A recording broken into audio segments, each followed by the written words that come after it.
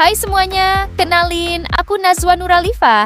Di sini aku bakal nemenin kalian belajar dengan cara yang santai, tapi tetap gampang dipahami. Halo teman-teman, aku Ihsan. Nanti aku bakal bantu jelasin materi biar lebih jelas dan nggak bikin pusing. Dan gue Dadan.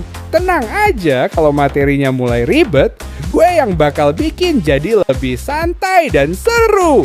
Jadi, kita bertiga bakal nemenin kalian di video ini. Mulai dari konsep dasar, Sampai contoh yang gampang banget dipahami.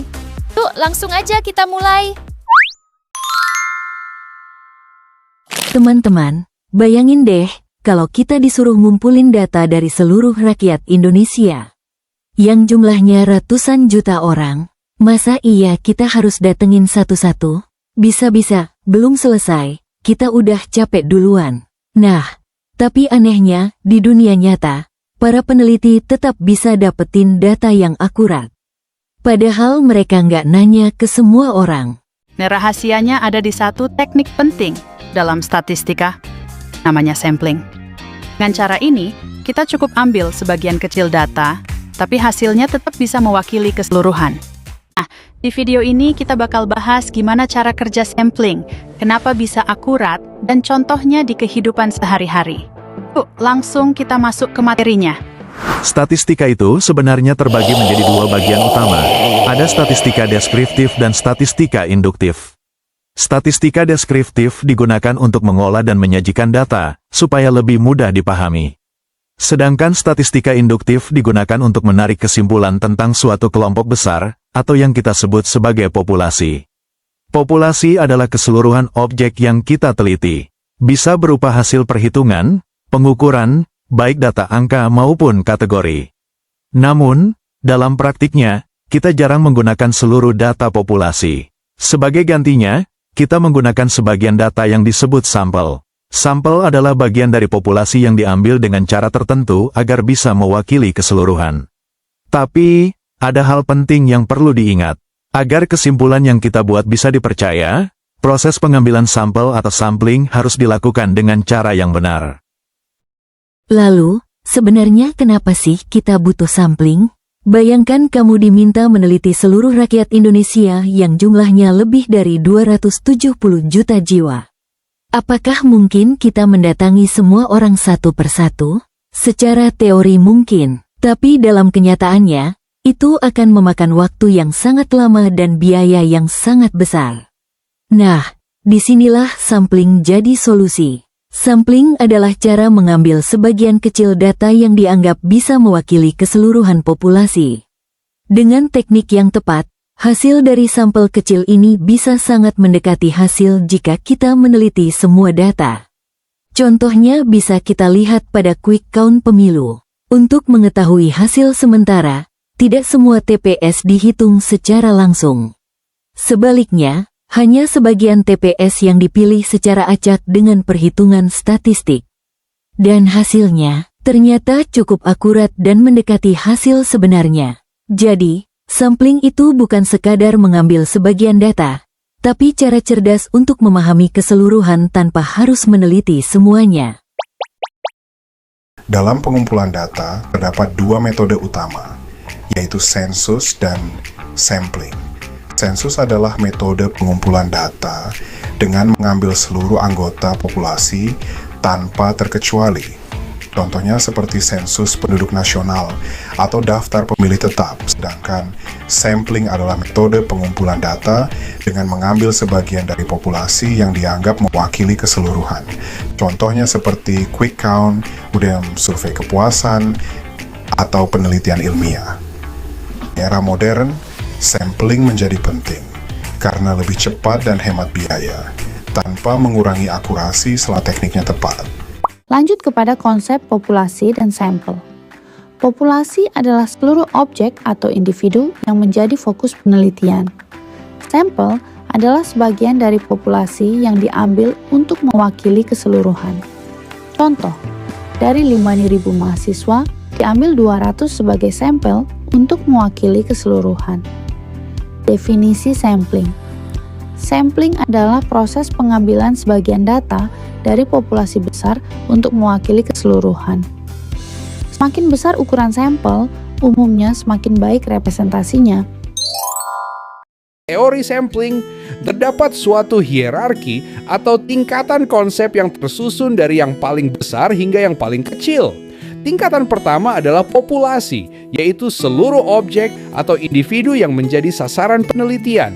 Selanjutnya, terdapat stratum, yaitu pengelompokan dalam populasi berdasarkan karakteristik tertentu seperti usia, jenis kelamin, atau wilayah. Tingkatan berikutnya adalah elemen, yaitu individu atau unit terkecil yang menjadi bagian dari populasi. Dan yang terakhir adalah sampel, yaitu sebagian elemen yang dipilih untuk mewakili keseluruhan populasi dalam proses penelitian. Dengan memahami hierarki ini, kita dapat lebih mudah menentukan bagaimana proses pengambilan sampel dilakukan secara tepat dan sistematis. Yuk, kita catat di story notes kita. Pertama, populasi. Ini adalah total seluruh objek penelitian.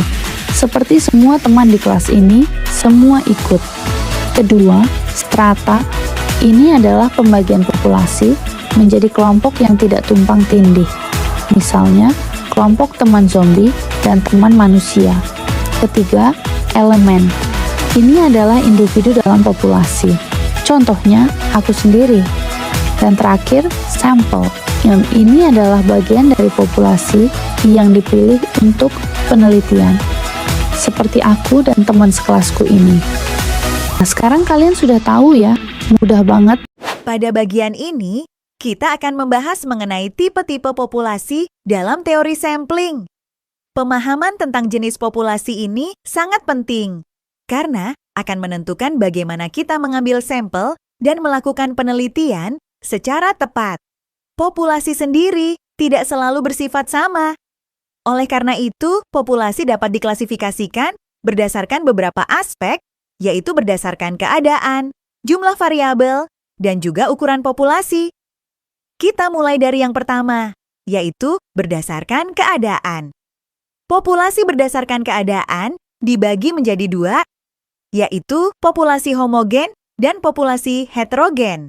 Populasi homogen adalah populasi yang unsur-unsurnya memiliki karakteristik yang relatif sama atau seragam. Artinya, perbedaan antar anggota populasi sangat kecil. Contohnya adalah butir beras dalam satu karung dengan merek yang sama, di mana ukuran dan jenisnya hampir identik. Sebaliknya, populasi heterogen adalah populasi yang memiliki karakteristik yang beragam. Dalam populasi ini, terdapat banyak perbedaan antar anggotanya. Contoh yang paling mudah adalah mahasiswa di Indonesia, yang memiliki perbedaan dalam usia, jurusan, latar belakang ekonomi, hingga daerah asal. Selanjutnya, kita masuk ke klasifikasi kedua, yaitu berdasarkan jumlah variabel yang diteliti. Berdasarkan jumlah variabel, populasi dibagi menjadi 3 jenis, yaitu univariat, bivariat, dan multivariat. Univariat adalah penelitian yang hanya menggunakan satu variabel saja. Misalnya, kita hanya meneliti usia siswa SMA di suatu kota. Kemudian, bivariat adalah penelitian yang melibatkan 2 variabel dan biasanya bertujuan untuk melihat hubungan antara keduanya. Contohnya adalah hubungan antara lama belajar dengan nilai ujian siswa. Sedangkan multivariate adalah penelitian yang melibatkan 3 atau lebih variabel sekaligus. Misalnya, kita meneliti hubungan antara usia, tingkat pendidikan, pendapatan, dan tingkat kebahagiaan seseorang. Semakin banyak variabel yang digunakan, maka analisis yang dilakukan juga akan semakin kompleks. Terakhir, kita bahas klasifikasi populasi berdasarkan ukuran. Berdasarkan ukuran, populasi dibagi menjadi 2, yaitu populasi terhingga dan populasi tak terhingga. Populasi terhingga adalah populasi yang jumlah anggotanya dapat diketahui secara pasti. Contohnya adalah jumlah mahasiswa dalam satu angkatan atau jumlah sekolah di suatu kota. Sedangkan populasi tak terhingga adalah populasi yang jumlahnya tidak dapat diketahui secara pasti, atau bahkan dianggap tidak terbatas. Contohnya seperti jumlah bintang di galaksi, atau kemungkinan hasil pelemparan koin yang dapat terjadi tanpa batas. Sebagai penutup, penting untuk diingat bahwa memahami tipe-tipe populasi akan membantu kita menentukan metode sampling yang tepat. Dengan begitu, hasil penelitian yang kita lakukan bisa lebih akurat dan dapat dipertanggungjawabkan secara ilmiah. Kita lanjutkan pembahasan kita pada materi parameter sampling. Dalam statistika, ada perbedaan simbol antara ukuran yang dihitung dari populasi atau parameter dan yang dihitung dari sampel atau statistik. Penting untuk memahami perbedaan ini karena digunakan dalam semua perhitungan. Di sini ada tabel dengan simbol-simbol yang digunakan dalam pengambilan sampel. Di sini ada simbol untuk rata-rata dengan simbol yang disebut MU untuk lambang parameternya dan simbol X bar untuk lambang statistiknya. Lalu ada simbol varians dengan simbol sigma kuadrat pada lambang parameternya dan simbol S kuadrat pada lambang statistiknya. Untuk simbol simpangan baku disimbolkan dengan simbol sigma pada lambang parameternya dan simbol S pada lambang statistiknya. Kemudian untuk jumlah observasi disimbolkan dengan N besar pada lambang parameternya dan simbol N kecil pada lambang statistiknya. Terakhir, untuk proporsi disimbolkan dengan P besar pada lambang parameternya dan P kecil pada lambang statistiknya. Di sini untuk simbol yang sering disebutkan yaitu untuk rata-rata populasi digunakan simbol MU, sedangkan rata-rata sampel menggunakan simbol X bar. Keduanya digunakan dalam semua perhitungan statistika. Contohnya, ketika kita akan mencari rata-rata nilai ujian semua mahasiswa Indonesia yang termasuk populasi. Karena tidak mungkin mengambil semua data, kamu ambil sampel 1.000 mahasiswa. Rata-rata dari 1.000 mahasiswa itu disebut X bar atau sampel atau disebut juga statistik, sedangkan rata-rata sesungguhnya seluruh mahasiswa Indonesia disebut MU atau populasi atau yang disebut juga parameter. Selanjutnya masuk pada materi karakteristik, keuntungan, dan kekurangan sampling. Yang pertama, karakteristik sampel. Ada 3 karakteristik utama yang harus dimiliki sebuah sampel yang baik. Yang pertama, representatif terhadap populasi, yaitu di mana sampel yang dilakukan harus mewakili populasi, sehingga dapat memberikan gambaran yang tepat tentang keadaan populasi tersebut. Contohnya, pada saat meneliti kepuasan mahasiswa kampus, sampel harus mencakup semua angkatan, bukan hanya angkatan 1 saja.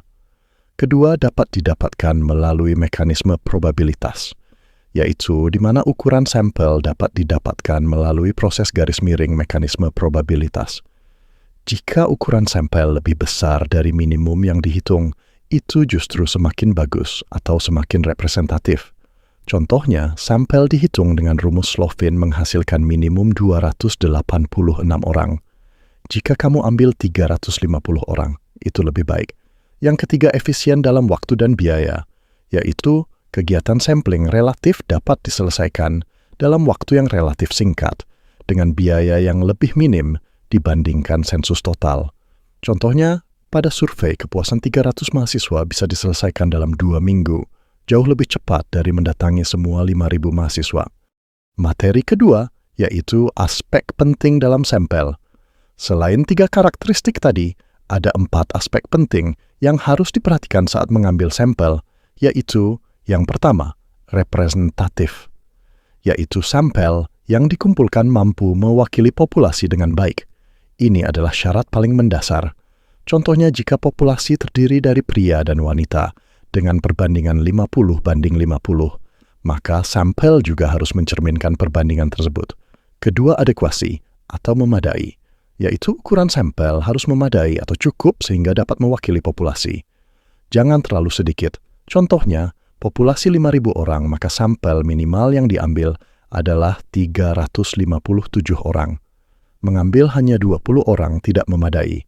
Ketiga, independen, yaitu semua item sampel harus dipilih secara independen satu sama lain dan semua anggota populasi harus memiliki peluang yang sama untuk dipilih dalam sistem. Contohnya saat mengambil sampel acak, pengambilan satu responden tidak boleh mempengaruhi siapa yang terpilih berikutnya.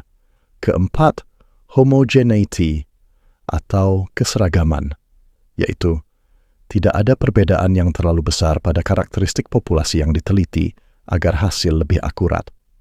Contohnya saat meneliti tinggi badan mahasiswa yang populasi relatif homogen lebih mudah dari meneliti tinggi badan semua usia dari bayi hingga lansia. Materi ketiga yaitu keuntungan sampling. Keuntungan sampling yang pertama yaitu cepat, di mana pengumpulan informasi jauh lebih cepat dibanding sensus total. Kedua, hemat biaya. Ini dapat mengurangi anggaran secara signifikan sehingga tidak perlu mendatangi semua populasi. Ketiga, dinamis. Di dunia yang berubah cepat, kajian dapat diselesaikan dalam waktu singkat. Keempat, akurat, yaitu dengan teknik sampling yang tepat justru dapat meningkatkan akurasi data atau representatif. Kelima, mudah dikelola, yaitu lebih mudah untuk pengerjaan administratif dan manajemen data. Materi keempat yaitu kekurangan sampling.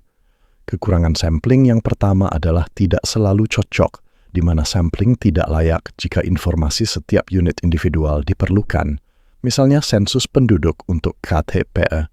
Kedua, butuh prosedur ketat, yaitu prosedur pengambilan sampel harus dirancang dengan benar, kalau salah hasilnya tidak valid. Ketiga, ada batasan, yaitu setiap metode sampling memiliki batasan dan asumsi tersendiri yang harus dipenuhi. Terakhir, kurang tepat untuk data spesifik, yaitu untuk mengetahui laju pertumbuhan penduduk, kepadatan penduduk, dan lain-lain. Sensus berkala lebih tepat daripada sampling. Kemudian masuk ke dalam materi menentukan ukuran sampel, berapa banyak sampel yang harus diambil. Tidak ada aturan baku, tapi ada beberapa cara yang umum digunakan. Cara pertama yaitu riset serupa, yaitu dengan menggunakan ukuran sampel yang sama dengan penelitian-penelitian sebelumnya yang mirip dengan topik yang sedang dibahas. Cara kedua dengan tabel referensi, yaitu dengan menggunakan tabel standar, misal tabel Krejci dan Morgan, yang langsung menunjukkan ukuran sampel berdasarkan jumlah populasi. Cara ketiga dengan menggunakan cara formula matematika, yaitu dengan menggunakan rumus seperti Slovin, Cochrane, Yamane, atau Krejci dan Morgan untuk menghitung ukuran sampel secara presisi. Kemudian ada rumus Slovin. Rumus Slovin pertama kali disajikan oleh Slovin pada tahun 1960. Rumus ini digunakan untuk menghitung jumlah minimum sampel dari suatu populasi, terutama pada penelitian survei di mana ukuran sampel sangat besar. Rumusnya adalah N sama dengan N dibagi dalam kurung 1 ditambah N dikurangi E kuadrat. Dengan N kecil, yaitu ukuran sampel yang dicari, N besar yaitu ukuran jumlah total populasi, dan E yaitu persen kelonggaran ketidaktelitian karena kesalahan penarikan sampel yang masih dapat ditolerir atau diinginkan. Contoh soalnya, yaitu diketahui. Populasi mahasiswa adalah 1.000 orang, tingkat error yang diinginkan yaitu 5% atau 0,05. Berapa sampel minimal? Kemudian masukkan apa yang sudah diketahui tadi ke dalam rumus, dan didapatkan hasil akhir sebanyak 286 orang. Jadi cukup 286 mahasiswa yang disurvei untuk mewakili 1.000 mahasiswa. Selanjutnya ada rumus Cochrane. Rumus Cochrane digunakan untuk menentukan besarnya sampel dengan pendekatan proporsi. Cocok untuk populasi yang bersifat terbatas dengan metode pengambilan acak atau imple random sampling. Rumusnya yaitu N sama dengan dalam kurung T kuadrat dikali P dikali Q per D kuadrat dibagi dalam kurung 1 ditambah 1 per N dikali dalam kurung T kuadrat dikali P dikali Q per D kuadrat dikurangi 1. Dengan N kecil yaitu jumlah sampel minimal, N besar yaitu ukuran populasi, T yaitu tingkat kepercayaan, D yaitu taraf kekeliruan yang digunakan adalah 0,05. P yaitu proporsi dari karakteristik tertentu atau golongan, lalu Q yaitu 1 dikurangi P, dan 1 yaitu bilangan konstan. Cara perhitungannya 2 langkah agar lebih mudah dikerjakan. Langkah pertama yaitu dengan menghitung N bar terlebih dahulu, yaitu N sama dengan dalam kurung T kuadrat dikali P dikali Q per D kuadrat. Kemudian langkah kedua adalah dengan mengoreksi untuk populasi terbatas, yaitu N sama dengan N bar dibagi dalam kurung, 1 ditambah dalam kurung N bar dikurangi 1 per N, Contoh soalnya, yaitu di mana tidak diketahui proporsi pasti, maka gunakan P sama dengan 0,5, yaitu yang paling konservatif, Q-nya, yaitu 0,5, T-nya 1,96, dan D yaitu 0,05. Setelah apa yang telah diketahui, maka langsung masukkan ke rumus di langkah yang pertama, dengan hasil akhir yang didapat sebanyak 385 orang. Angka 385 ini dimasukkan sebagai nilai N-bar di langkah yang kedua. Maka hasil akhir yang didapat yaitu sebanyak 278 orang. Sekarang kita masuk ke bagian yang sangat penting dalam teori sampling, yaitu langkah-langkah penentuan sampel dan teknik sampling. Pertama, kita mulai dari identifikasi populasi. Di tahap ini, kita harus benar-benar jelas siapa atau apa yang menjadi objek penelitian kita. Kesalahan di tahap ini bisa berdampak ke seluruh hasil penelitian. Kedua, tentukan apakah kita akan menggunakan sensus atau sampling. Jika memungkinkan mengambil seluruh data, maka gunakan sensus. Tapi dalam kebanyakan kasus, sampling jauh lebih efisien. Ketiga, desain sampel. Di sini kita memilih metode sampling yang paling sesuai dengan tujuan penelitian dan karakteristik populasi. Keempat, hitung biaya. Ini penting karena penelitian harus realistis. Jangan sampai metode yang kita pilih justru tidak bisa dijalankan karena keterbatasan biaya. Kelima, laksanakan proses sampling. Artinya kita mulai mengambil data sesuai dengan rencana yang sudah dibuat. Nah, setelah memahami langkah-langkahnya, kita lanjut ke teknik sampling. Secara umum, teknik sampling dibagi menjadi dua kelompok besar, yaitu probability sampling dan non-probability sampling. Probability sampling adalah teknik di mana setiap anggota populasi memiliki peluang yang sama untuk terpilih. Metode ini dianggap paling objektif dan ilmiah. Contohnya, simple random sampling, yaitu pengambilan sampel secara acak seperti undian. Kemudian stratified random sampling, yaitu membagi populasi ke dalam beberapa kelompok, lalu mengambil sampel dari masing-masing kelompok secara proporsional. Selanjutnya cluster sampling yang membagi populasi berdasarkan wilayah atau area, lalu memilih beberapa kelompok secara acak. Ada juga systematic sampling, yaitu memilih sampel berdasarkan interval tertentu, misalnya setiap elemen kelima, dan terakhir multi-stage sampling, yaitu gabungan beberapa teknik sampling dalam beberapa tahap. Di sisi lain ada non-probability sampling. Teknik ini tidak memberikan peluang yang sama bagi setiap anggota populasi sehingga lebih fleksibel, tetapi memiliki potensi bias yang lebih besar. Contohnya, convenience sampling, yaitu mengambil sampel yang paling mudah dijangkau. Purposive sampling, yaitu memilih sampel berdasarkan tujuan atau kriteria tertentu. Quota sampling, yaitu menentukan jumlah tertentu lalu mengisi hingga kuota terpenuhi. Judgment sampling, yaitu berdasarkan penilaian peneliti.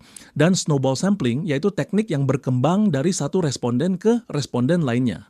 Kesimpulannya, pemilihan teknik sampling harus disesuaikan dengan tujuan penelitian, kondisi lapangan, serta tingkat akurasi yang diinginkan. Sekarang kita masuk ke skala pengukuran yang menjadi dasar penting dalam pengolahan data. Skala pengukuran menentukan bagaimana data dikumpulkan, diolah, dan dianalisis. Jika salah memilih skala, maka analisis yang kita lakukan juga bisa keliru. Ada 4 jenis skala pengukuran yang tersusun dari yang paling sederhana hingga yang paling kompleks. Pertama adalah skala nominal. Skala ini hanya berfungsi sebagai label atau penanda kategori. Angka yang digunakan tidak memiliki arti matematis, hanya sebagai pembeda. Misalnya jenis kelamin, nomor identitas, atau kode kategori. Jadi angka di sini tidak bisa dibandingkan atau dihitung. Kedua, skala ordinal.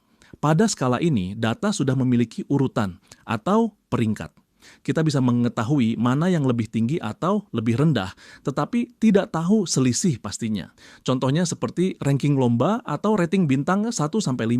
Ketiga, skala interval. Di sini kita sudah bisa mengukur selisih antar nilai secara pasti. Jarak antar data memiliki makna, namun skala ini tidak memiliki nol mutlak. Artinya, 0 tidak berarti tidak ada sama sekali. Contohnya adalah suhu atau nilai IQ. Dan yang terakhir adalah skala rasio. Ini adalah skala paling lengkap. Selain memiliki selisih yang jelas, skala ini juga memiliki 0 mutlak. Artinya, 0 benar-benar menunjukkan ketiadaan. Contohnya seperti berat badan, tinggi badan, jumlah uang, dan usia. Pada skala ini, kita bisa melakukan semua operasi matematika, termasuk perbandingan seperti 2 kali lebih besar. Sebagai penutup, memahami skala pengukuran sangat penting karena akan menentukan metode analisis yang tepat dalam penelitian. Dengan memilih skala yang benar, hasil penelitian kita akan menjadi lebih akurat dan dapat dipercaya. Uji validitas adalah cara untuk memastikan bahwa pertanyaan dalam kuesioner benar-benar sesuai dengan tujuan yang ingin diukur. Misalnya, jika kita ingin mengukur kepuasan terhadap dosen, maka pertanyaannya harus tentang dosen, seperti apakah dosen hadir tepat waktu. Ini termasuk valid. Tapi kalau pertanyaannya apakah kantin kampus enak, itu tidak berhubungan, jadi tidak valid. Nah, untuk mengeceknya kita pakai yang namanya RR ini. Adalah angka yang menunjukkan seberapa kuat hubungan antara satu pertanyaan dengan tujuan yang diukur. Ada dua yang dibandingkan, yaitu R hitung dan R tabel. Kalau R hitung lebih besar dari R tabel, berarti pertanyaannya valid. Kalau lebih kecil atau sama, berarti tidak valid. Biasanya perhitungan ini dibantu aplikasi seperti Excel atau SPSS, agar cepat dan akurat. Lanjut ke alat pengujian validitas. Ada beberapa cara yang bisa digunakan. Pertama, korelasi product moment. Ini yang paling sering dipakai. Kalau nilai korelasinya lebih besar dari R tabel, berarti itemnya valid. Contohnya, R hitung 0,65 dan R tabel 0,30. Karena lebih besar, maka pertanyaannya valid. Kedua, corrected item total correlation. Metode ini lebih teliti karena sudah mengoreksi kemungkinan adanya tumpang tindih antar pertanyaan. Biasanya dipakai kalau jumlah pertanyaannya tidak banyak. Ketiga, analisis faktor. Digunakan untuk melihat apakah pertanyaan-pertanyaan otomatis mengelompok sesuai topiknya. Contohnya, pertanyaan tentang kenyamanan kelas dan AC akan masuk ke satu kelompok, yaitu fasilitas fisik. Lalu uji reliabilitas. Kalau validitas itu tentang ketepatan, reliabilitas itu tentang konsistensi. Uji reliabilitas digunakan untuk melihat apakah hasil kuesioner tetap stabil jika dilakukan berulang. Artinya, kalau kuesioner yang sama diberikan lagi ke orang yang sama, hasilnya seharusnya tidak jauh berbeda. Biasanya digunakan nilai Cron-Base alpha. Kalau nilainya lebih dari atau sama dengan 0,6, berarti kuesioner sudah reliable.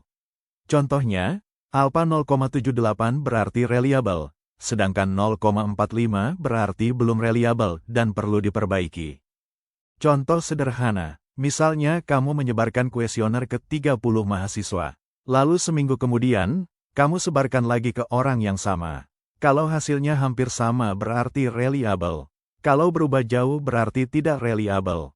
Kesimpulannya, jadi, validitas memastikan pertanyaan itu tepat sasaran, sedangkan reliabilitas memastikan hasilnya konsisten. Keduanya sangat penting agar data penelitian bisa dipercaya.